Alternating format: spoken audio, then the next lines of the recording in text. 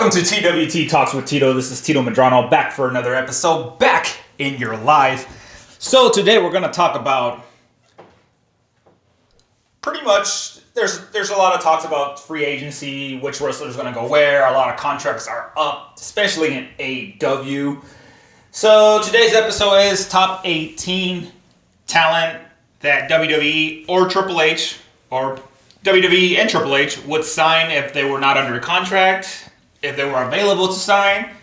Just in general, if they were just free agents. Since this has been like a topic of discussion in the pro wrestling world a lot, we saw that, Ricky Stark went to NXT, now known as Ricky Saint. There's rumors of other wrestlers possibly leaving to NXT or WWE. I'm just going to give you guys my top 18, but we do have honorable mentions. So there's a few honorable mentions that I have. Kenny Omega, Will Ospreay, MJF, the Young Bucks, Matt and Nick Jackson, Kazuchika Okada. So why are they honorable mentions and why are they not in the top 18? So if you think about it, during 2018, 2027, 2029, 2017, 2018, 2019, even 2016, all of these guys, we can even throw 2015. A lot of these guys were talked about a lot in New Japan, Ring of Honor, before AEW was even a thing in 2019. And we used to have like dream matches in our head. How would the Bucks do against these tag teams? How would Kenny Omega do with the main guys in WWE? And then obviously Okada. How would Okada do if he was in WWE? And then obviously MJF and Will Ospreay were talked about in 2018, 2019.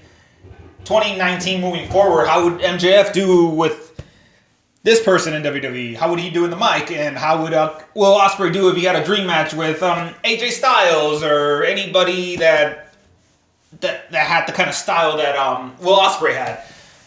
But looking back in 2025, I feel like WWE and Triple H are not really urgent.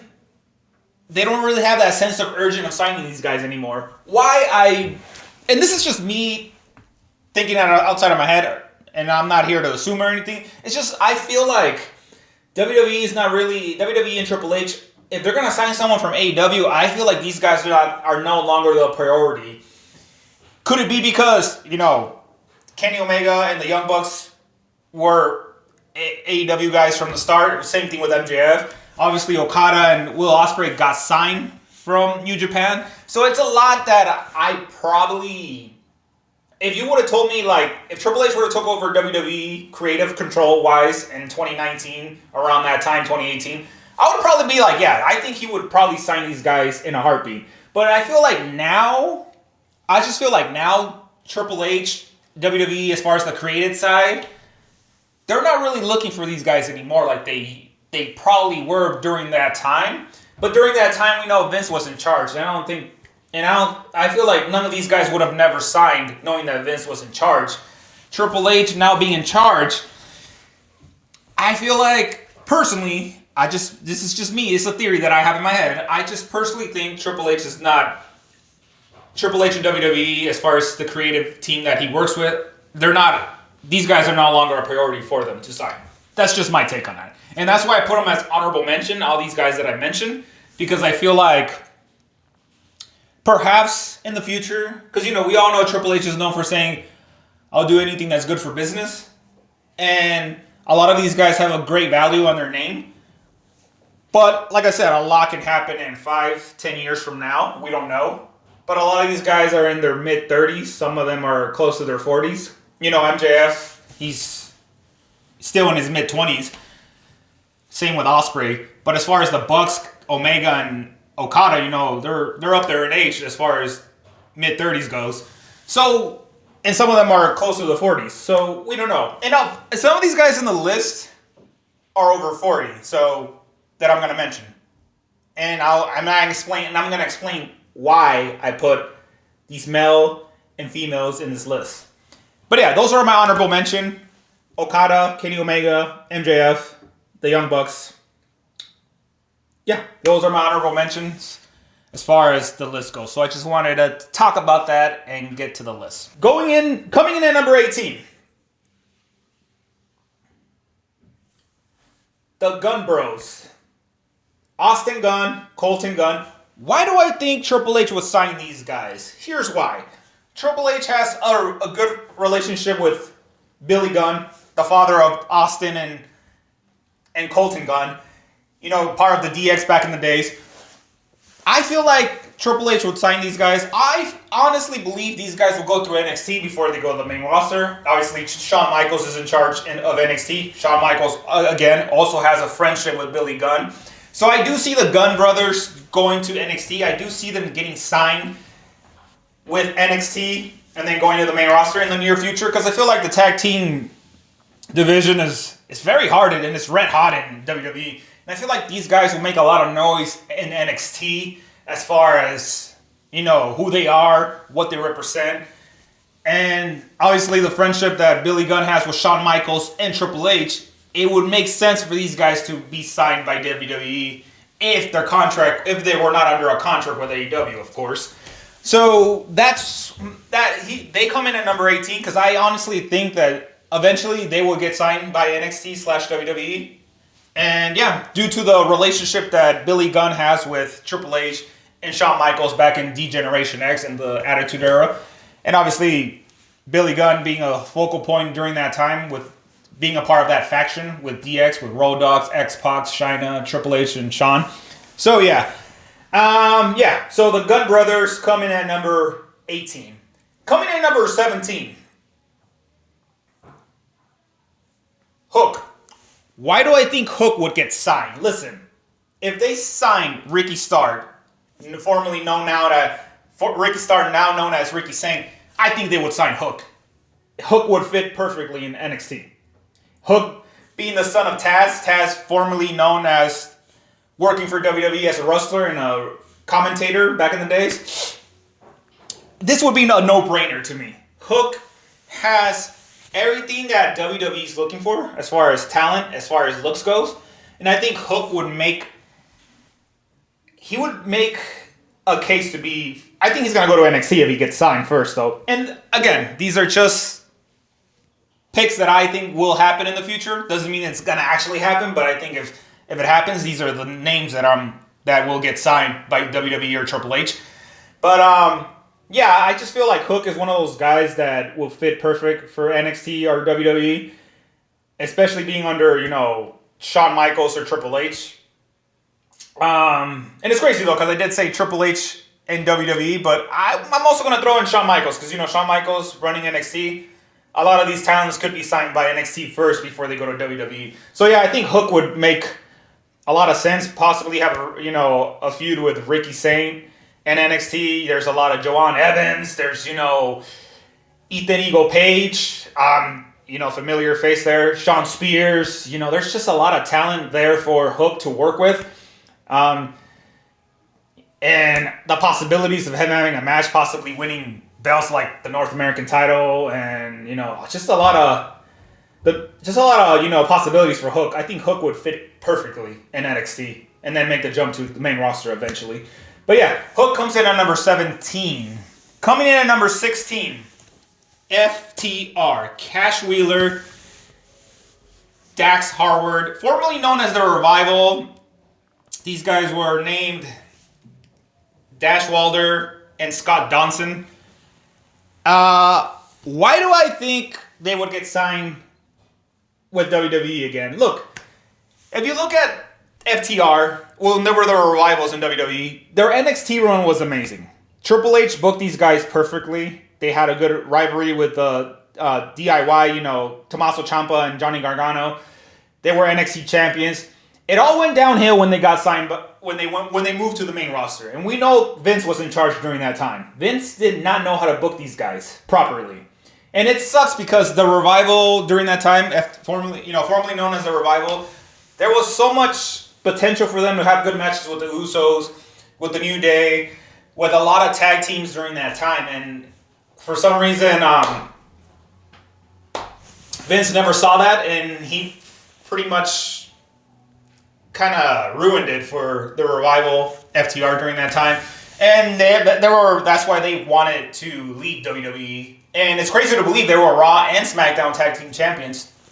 You know, they added those belts under their resume. But I feel like now with Triple H being in charge, and I feel like the FTR will go straight to the main roster. They're not going to go through the NXT part. And I feel like these guys will be great with so much tag team. You know, you can go against Pretty Deadly, the Street Profits, American Me, the Alpha Academy, you know, just them running it back with DIY, you know, the Motor City Machine Guns, you know, just the possibilities of all the teams that they would face.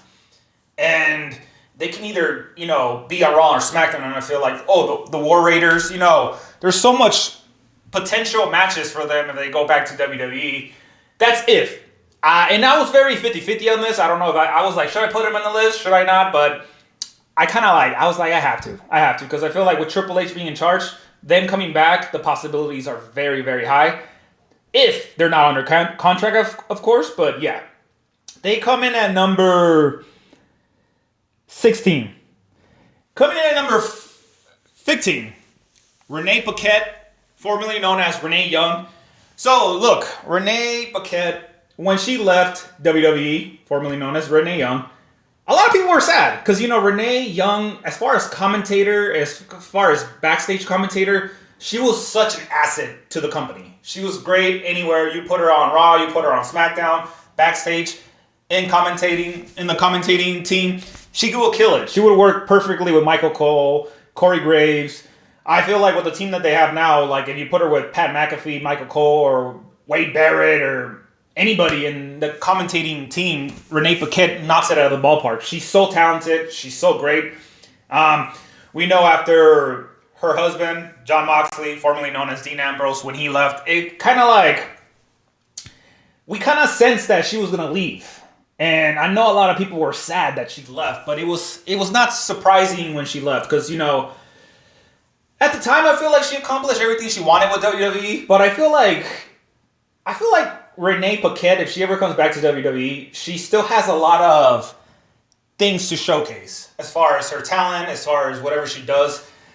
And trust me when I say this, she would fit right in with Triple H's team and everything, and under the Triple H umbrella. And I feel like Renee Paquette, she will kill it. Like, she will kill it with the team, with the commentating team. I don't think if she does come back to WWE, she would be backstage. I would be shocked if she did, because I feel like, you know, they have a great team right now in WWE as far as backstage interviewers. But her as commentating, either Raw or SmackDown, she would do great. Possibly even NXT. Imagine her working with Booker T, Josh Fix, or Corey Graves, either or, because, you know, she would do great in either of those three brands. And yeah, she comes in at number 15. Coming in at number 14, Rey Fenix. Rey Fenix, we hear the rumors that he's stuck with the AEW, his contract. He's trying to leave AEW. We know Pentagon Jr., his brother, signed with WWE. Rey Fenix has to sign with WWE. Well, I feel like WWE, they're waiting for him to be available. They're waiting for his contract to expire and have that situation figured out with AEW. If I'm AEW, just let him go. Why do you guys have Rey Fenix hostage? Just let him go. There's no need for you guys to just... I feel like you guys got to figure something out with Rey Fenix. Because what's the whole point of you guys just having him if you guys are not going to, you know, book him or put him on TV? It's just like, come on.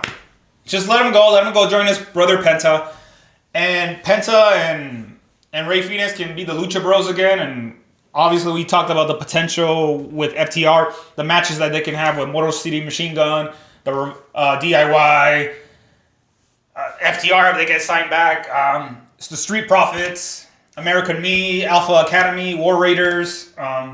Just all the possibilities they could have. Or if not, they can bring Rey Fenix as a solo like they're doing with Penta. Whatever it is, but I feel like Rey Fenix eventually will get signed by WWE. And hopefully they situate that, they have that issue that they have with Rey Fenix and AEW. Hopefully they figure it out and both parties can go their separate ways, finally. But yeah, Rey Fenix comes in at number 14. Coming in at number 13, Buddy Matthews, formerly known as Buddy Murphy. Why do I think Buddy Matthews should come back? No, I don't think Buddy Matthews should get signed just because he's married to Rhea Ripley. Let's just make that very clear. Not because of that. Buddy Matthews, if you knew him as Buddy Murphy and you saw what he did in the Cruiserweight division when he was Cruiserweight champion, the matches that he had with Neville, formerly known as Pac, Mustafa Ali, and, Cedric Alexander, just to name a few guys during that time. And let's not forget his run with in WWE while he was Raw Tag Team Champion with Seth Rollins. He was part of that thing.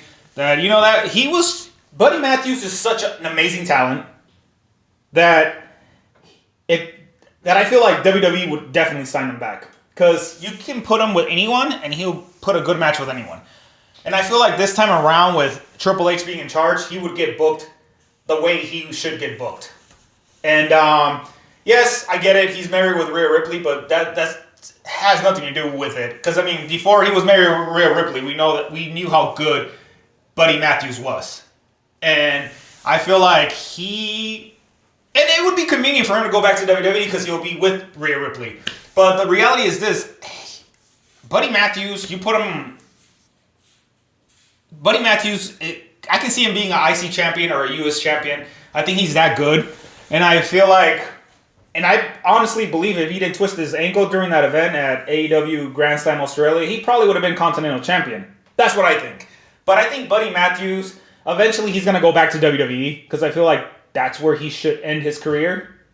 And I feel like the potential of him, the matches that he can have, imagine a match with Dominic Mysterio, a feud with him, with the Finn Balor's, with just anybody on Raw, anybody on SmackDown.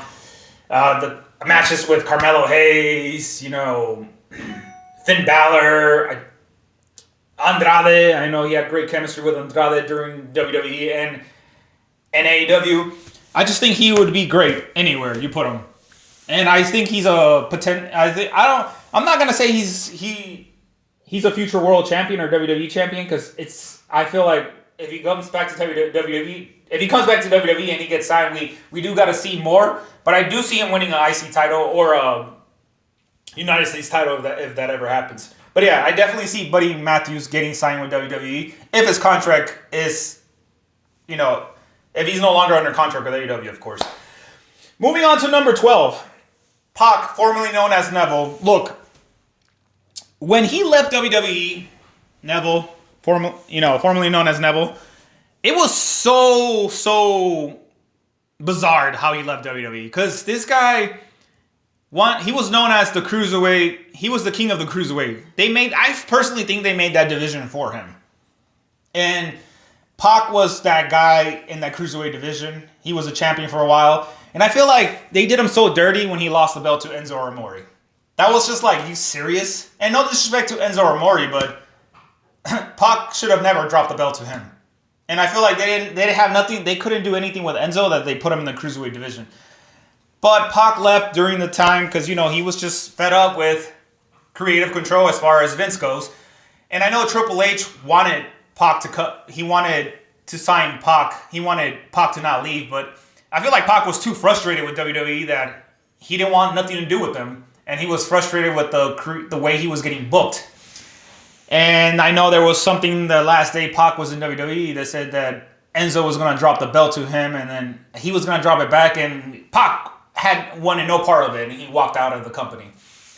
And I was hesitating to put him in this list because I feel like Pac, I don't know if WWE would take him back, but I feel like they would because I feel like Pac was one of those guys. When he had a match with Seth Rollins for the WWE title, he almost beat Seth. Seth had his foot on the rope. And imagine, that's when I started wrapping it in my head. I'm like, you know what? Pac had a lot of potential in WWE. And I feel like Pac, he's a former NXT champion, and you saw the run that he had. And the way he was booked in NXT was great with Triple H during that time. So I feel like Triple H would definitely sign him in a heartbeat as far as him and his team goes. And I think Pac this time around he would probably enjoy being there now that Triple H is in charge. But yeah, Comes in at number 12. Coming in at number 11, Keith Lee. Keith Lee, I feel like Keith Lee, I don't know what AEW is doing with Keith Lee. I don't know why he hasn't been televised. I don't know why he hasn't been seen. I don't know if he has injuries going on, or because we know Keith Lee had issues with health issues and injuries in the past. So I don't know why he's not on TV. But I feel like Keith Lee's AEW's run hasn't been what we expected it to be. And it's kind of sad because I feel like when he got signed with AEW, I feel like I was already wrapping around my head, Keith Lee's going to be a megastar. He's going to win the world title. He's going to do this. But they haven't really booked him like that. Keith Lee only won the tag team belts with Source Strickland. And then from there, it was just like nothing happened with him. And it's kind of like a bummer because we saw how Keith Lee got booked in NXT. North American champion, NXT champion. You know, he was a star in NXT. Obviously, when he went to the main roster, it all went downhill from there. The way Vince booked him, he made him shave his beard. He made him cover his belly because, you know, he's all about like, I don't want guys. Vince had a thing about guys with their physique that he wanted. If a guy didn't look the part, he wanted to cover that. And that was just like, Triple H doesn't care about that. And that's why I feel like the way Triple H booked Keith Lee in NXT, it was amazing. And yeah, Keith Lee, as far as him coming back to WWE, I can see that happening. But the thing is, I don't know what his contract is with AEW. I don't know if he's under contract. I don't know if I don't know his contract situation with it. But I know he hasn't been seen in television for a while. So we'll see what happens there. But yeah, I feel like if he's not under contract, I think Triple H would definitely sign it. And it would be also great to see him. I'm sure Keith Lee wants to be on the road with his wife, Michelle. So it would be awesome to see that too. Coming in at number 10. Miro, formerly known as Rusev. So Miro, when he left WWE, we saw that NXT, he had a good time. And then he went to the main roster. It was just like, he came in as a Russian character. You know, and he was with his then wife, CJ Perry, formerly known as Lana. We saw that he got a huge push as Rusev. You know, he faced John Cena. He had a feud with John Cena for the US belt. And we're like, man, this guy's going to be a big star. But then Rusev kind of like, during the years, he just wasn't like, he kind of like got stuck in storylines that didn't make any sense, that involves his former wife, Lana, and then it was just like, just Rusev went from being the guy that would crush people in the ring, then the way he was booked, it was just like, come on, seriously? And then the whole Rusev Day, which was very over, when he was with Ed English as his announcer, when he would say, Rusev Day. It was awesome. Rusev, during that time, he was one of the most, he would sell merch like crazy during the Rusev Day. And obviously, Rusev being Bulgarian, the character went from, okay, he's Bulgarian now. But things didn't work out because I feel like Vince, just like, he didn't see the potential that we all saw in Rusev. Then Rusev goes and gets signed by AEW as Miro, which is his real name, Miroslavcev. Miro, I feel like he had a good run in the beginning with AEW, became TNT champion, had good feuds with Darby Allin, Sammy Guevara, was involved.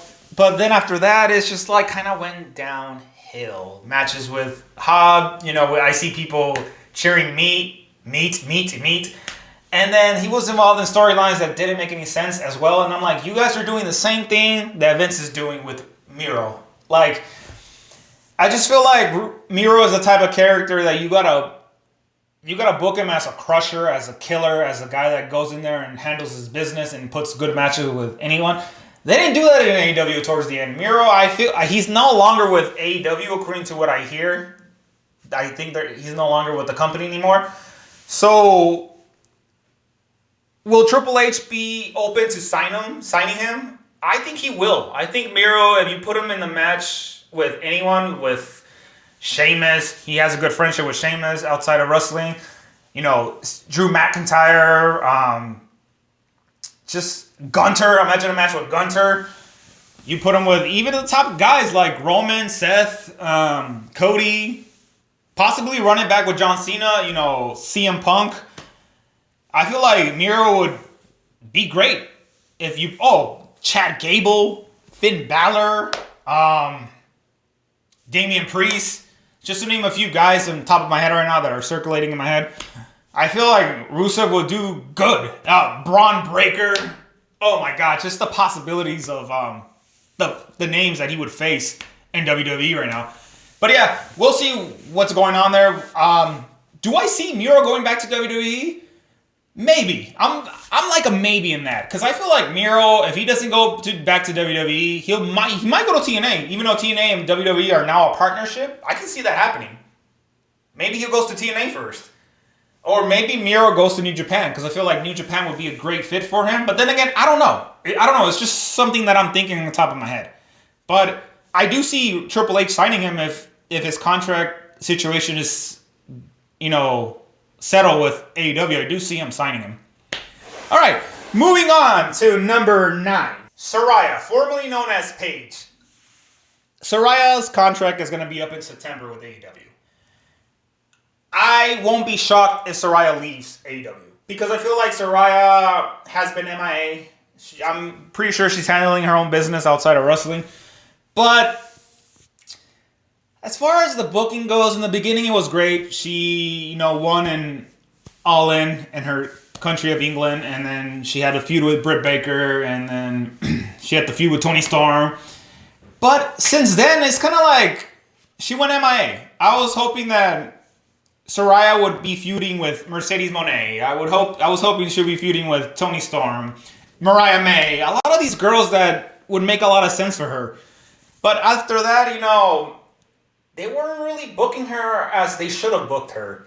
And we know that Saraya, when she was a part of WWE as Paige, she had to retire due to injury of, you know, the injury that she had out with her neck and other, you know, she had a lot of injuries that forced her to retire.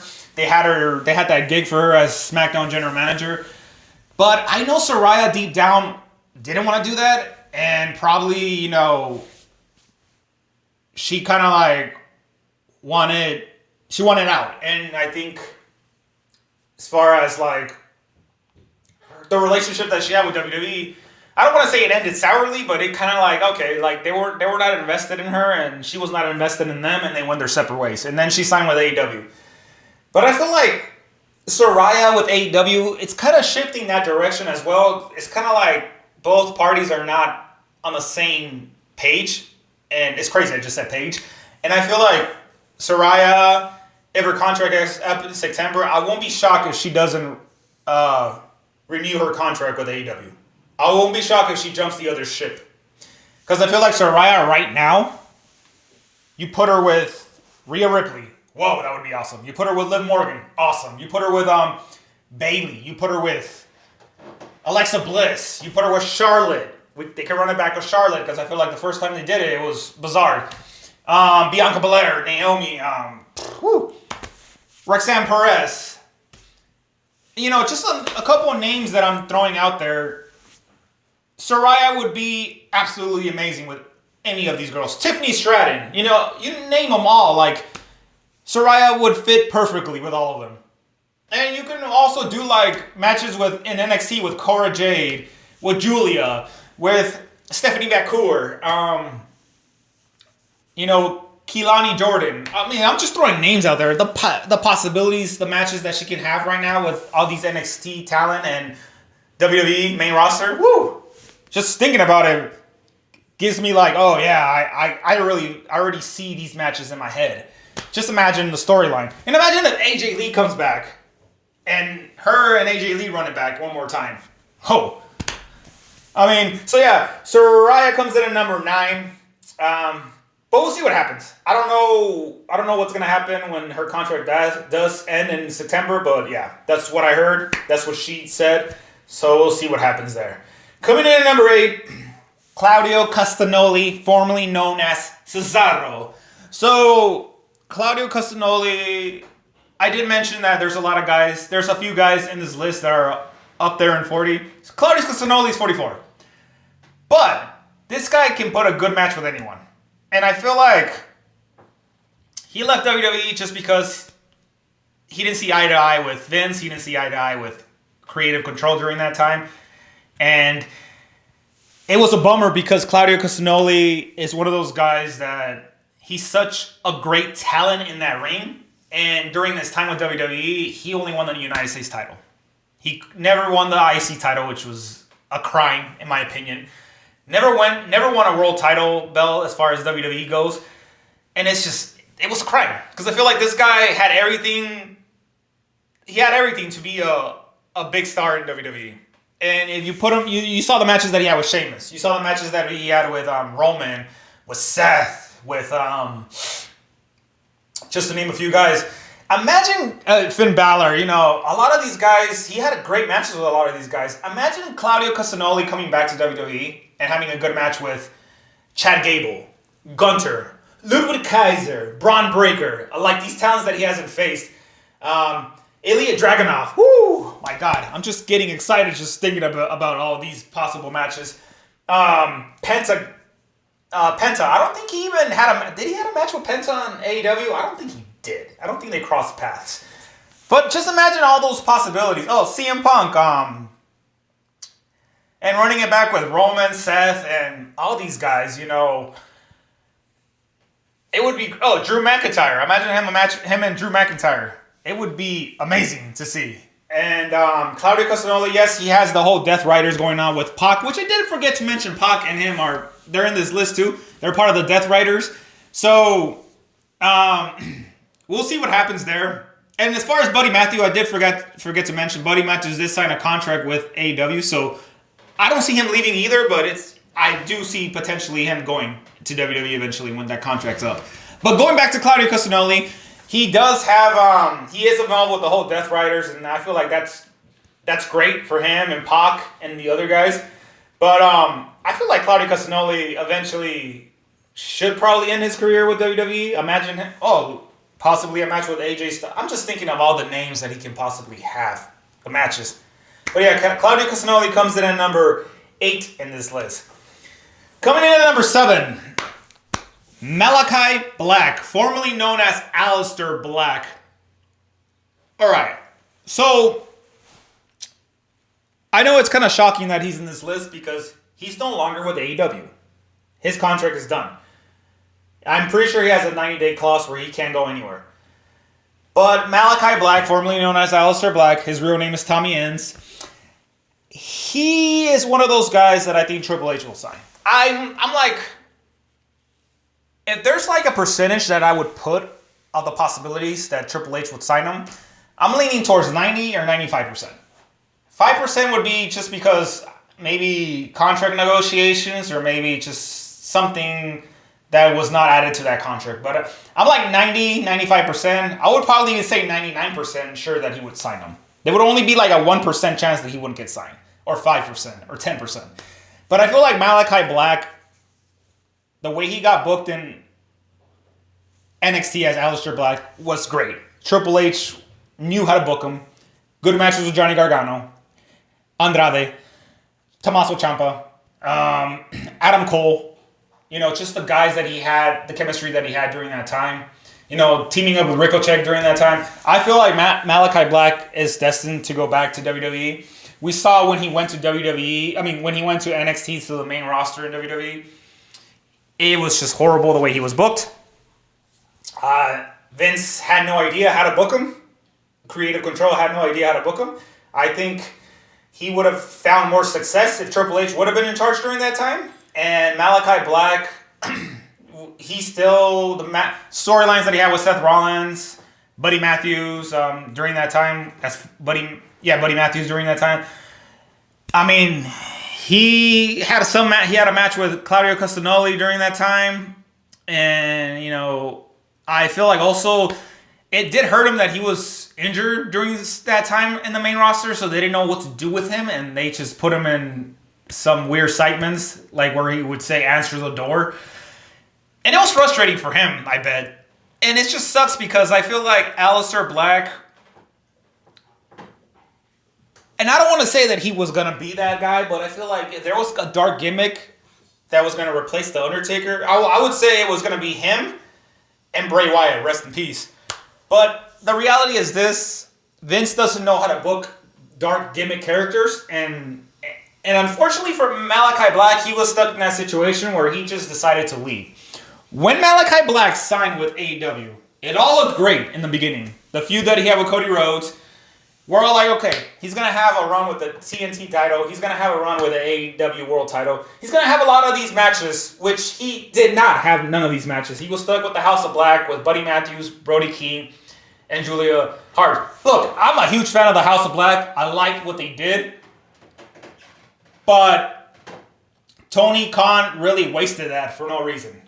The only thing he did for them was the Trios title, the AEW Trios title. He never booked Malachi. He never booked even putting Buddy Matthews as... Well, he's still with the company, but as far as Malachi Black, he never booked him for a TNT belt. He never booked him for an AEW World title. He just never booked him in storylines that made sense. The only time... Oh, yeah. He did book Malachi Black for the TNT belt against Adam Copeland. That was probably the only time he did that. And then from there, it's just like... He didn't do much with Malachi Black. And it's just frustrating because he left WWE to go to AEW for a better situation, and it just didn't work out for him in the end. We know that he had his final match in AEW against Adam Cole, and we know that he shook his hand and whispered something in his ear. We don't know what it was, but that was the last time we saw Malachi Black. I honestly think Malachi Black's going to get signed with WWE. If there's anybody in this list that I'm very confident that will get signed by WWE, it's him. And I feel like, again, I can throw the names. Drew McIntyre, Roman Reigns, Seth Rollins, Cody Rhodes, just to name a few guys. Braun Breaker, Penta. I think he had a match with Penta. Maybe it was like a trio match. And, I think he did. And all these other guys that he can possibly have a match with. Gunter, Finn Balor. Phew, man, I'm just thinking of all the possibilities. And, it would make sense for him to go back. And obviously his wife is in WWE, Selena Vega. So it would make sense for him to come back. Triple H would book him would definitely book him the way he should be booked. But yeah, he comes in at number 7. Coming in at number 6, Britt Baker. And I was hesitating about putting her in this list because rumors are circulating about Britt Baker that her friendship, relationship, as far as employee, boss with Tony Khan has kind of shifted a different direction. People are not seeing Britt Baker. There's rumors saying that Britt Baker is, that she's no longer with the company. And then there's rumors saying that, no, Britt Baker is doing Cobra Kai right now, so she'll be back with the company. It's very, very tough, a situation like this for Britt Baker. Because Britt Baker is one of those girls, as far as AEW goes, she's the originator. She's the first woman to get signed by AEW. And I feel like Britt Baker is no stranger to WWE. We know that she's done work for WWE as an extra, and NXT as well. We know that obviously she would be seen in WWE events because she dated Adam Cole during that time. They're no longer together. But Britt Baker, as far as getting signed with WWE, I do see it. I do see Britt Baker getting signed with WWE. Because I feel like Britt has nothing else to prove with AEW. Why do I say that? Why? I just feel like, from my perspective, from what I see, and I'm not saying that this is true. I'm just saying from what I see as a viewer. They're not booking Britt Baker like they used to. If you look at the roster of AEW the women's roster, Mercedes Moné, Toni Storm, Mariah May, just throwing a couple names out there, they're being booked more than Britt Baker. That's just the facts that I'm seeing. And I'm not here to make stuff up or start any stuff or start rumors or anything. It's just what I see as a viewer. Britt Baker, if her time's up with AEW, I think it's fine. I think Britt Baker has nothing else to prove with AEW. She won the AEW World Women's title. She could possibly win the women's AEW TBS Women's Champion, but she doesn't need it. She doesn't need it. And the match that she had with Mercedes Moné at All In, it was not what we thought it would be. And I know I said it in my previous episodes when I talked about the event. I said, oh, it was a good match. It really wasn't. It wasn't really a good match because it's not what I expected as a fan. And a lot of fans that like professional wrestling were expecting like a true dream match between both of these girls. And we did not get that. So I feel like Britt Baker would get signed with WWE if the opportunity presents herself. If she goes back to AEW, by all means, cool. But there is rumors about that she's rubbing people the wrong way backstage. I don't know if it's true. This can all be rumors. You know what I mean? There's other rumors that I'm not going to talk about because it ain't my business to talk about it. But I think it's silly, these rumors that are making up about her. The reality is this: Britt Baker would fit good with WWE and with the talent that's available in WWE right now for her to work with. That's just my take on it. And she comes in at number 6. Coming in at number 5. Whose house? Swerve's house. Swerve Strickland would do wonders in WWE. I feel like the character that he is now, we're elevated him. He's going to get elevated in WWE. We know that Triple H, Shawn Michaels, knew how to book Swerve Strickland, former NXT North American champion. Swerve was good in NXT. I liked his matches in NXT. And Swerve, man, imagine Swerve going back to the main roster. Woo! It would be awesome. But we know what happened when he went to the main roster. He was a part of a group, and it didn't work out with Top Dollar and B-Fab, and I don't know the other guy's name. So yeah. But Swerve Strickland we saw him in a group that he can be a leader. But then we saw when he got signed with AEW, and I don't know if he will get signed with WWE. It's just, I think Triple H would definitely sign him, but then again, I don't know. And I don't think AEW's doing a great job as far as booking him goes, and I hope they continue that. But Swerve Strickland, if he goes back to WWE, he would find success again. And I think this time with Triple H being in charge, and again, just because Triple H is in charge, I think Swerve Strickland will find success in WWE. Could I be wrong? Of course I could. Because we know that it's one thing booking NXT, it's a whole other level booking the main roster, Raw and SmackDown. Because there's a lot of talent, and Triple H can only do so much. His creative team can only do so much. Can Swerve Strickland possibly be involved in that? Possibly, because I feel like Swerve Strickland is one of those guys that would match perfectly with anyone as far as talent goes. I would like to see him against Carmelo Hayes, Trick Williams, Ilya Dragunov, Braun Breaker, guys that he hasn't faced yet. Oh, well, I don't know if he faced these guys in NXT. I don't think he was in the main NXT anymore when these guys were there. Just anybody, even the top guys. I think Swerve Strickland, he's an amazing talent, and he would succeed in WWE this time around. All right, coming in at number 4. Timeless Toni Storm. Why do I think Timeless Toni Storm would succeed in WWE this time around? Oh, there's reasons. Vince is no longer in charge. And Triple H is. And that character, Timeless Toni Storm, in WWE, imagine that character in WWE. Imagine, because we know what Toni Storm did at NXT UK and NXT.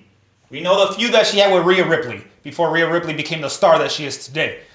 And we know Toni Storm can have a good match with anyone. And the thing about Toni Storm is when she is involved in a rivalry, oh boy, she knocks that out of the ballpark. The stuff that she's doing with Mariah May, amazing. And Toni Storm, I don't think she's going to leave AEW anytime soon. I don't think it's going to happen anytime soon. But if the possibility is open, I think it will happen. And I think Toni Storm, again, the character development that she has now, she didn't have that in WWE. She had to leave WWE to get that character development, and she has done a great job.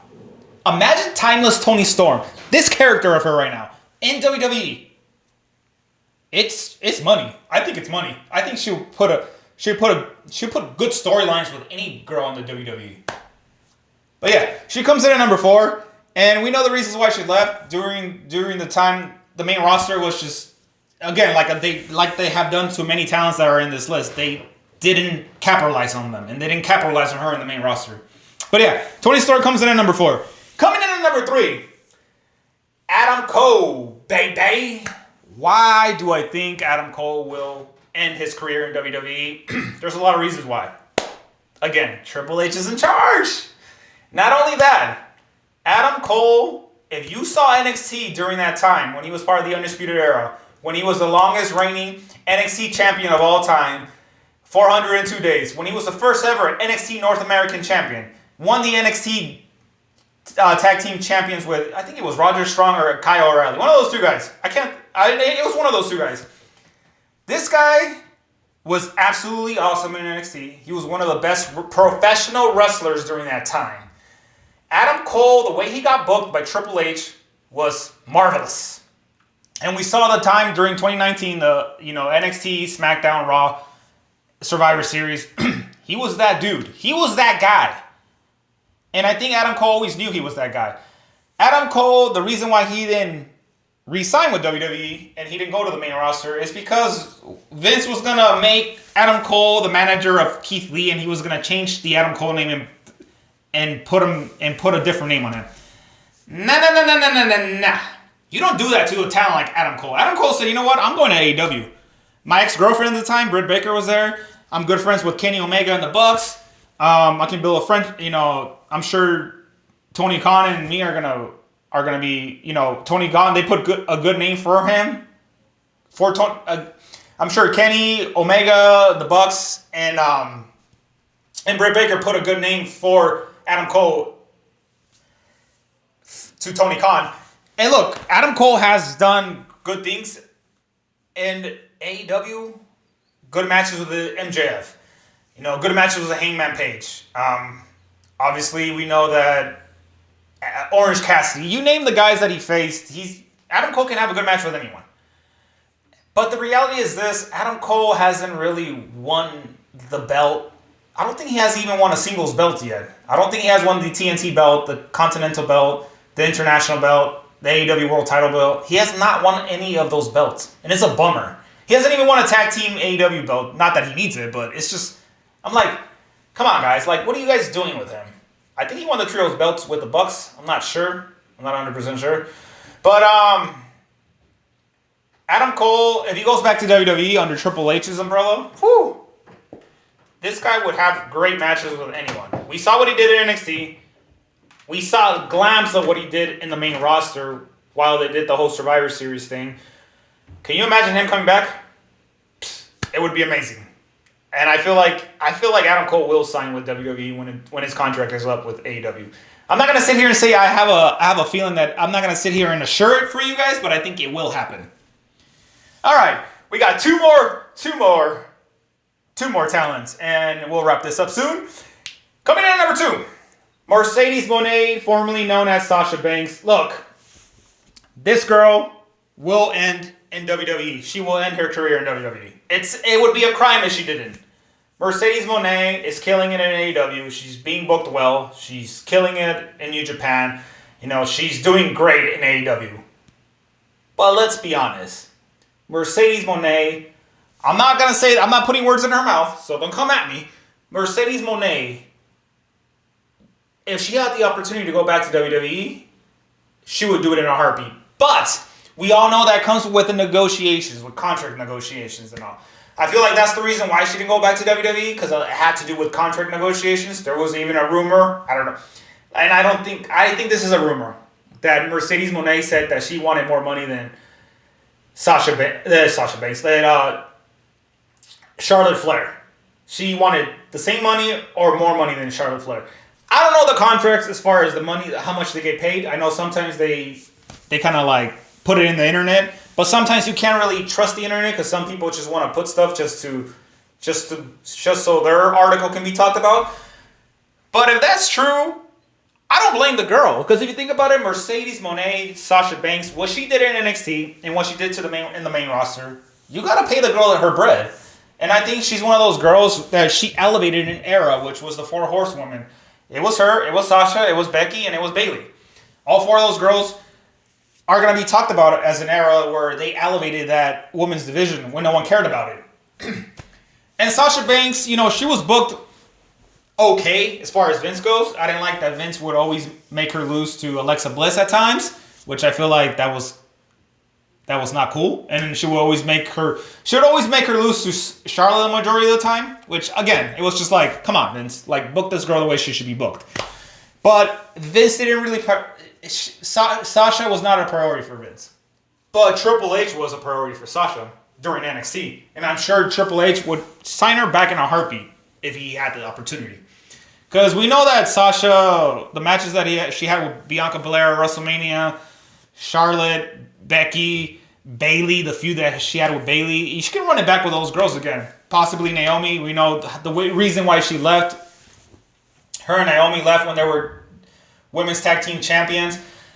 I mean, think about, just the whole possibilities, the matches that she can have with the new talent. Like Sasha Banks, Mercedes Moné, I feel like she doesn't have to, obviously, because it's going to be her decision.